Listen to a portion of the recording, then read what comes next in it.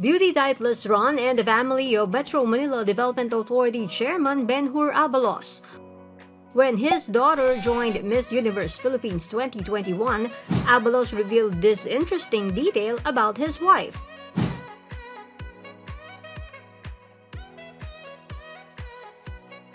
Mandaluyong Mayor Menchie Abalos had been Miss Cavite, sharing he met her when she joined Binibining Pilipinas.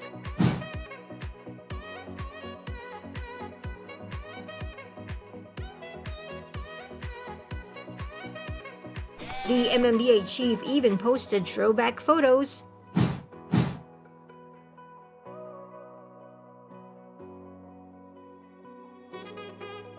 Now that Corinne is following her mother's footsteps, Abalos shares she has been an honor student and describes her as someone who has a big heart.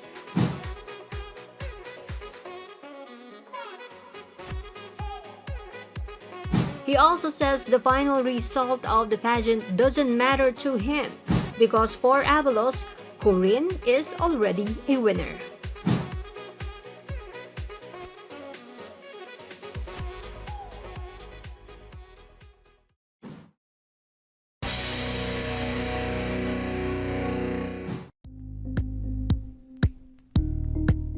Thank you for watching Politico TV. Please like and subscribe to our channel for more videos.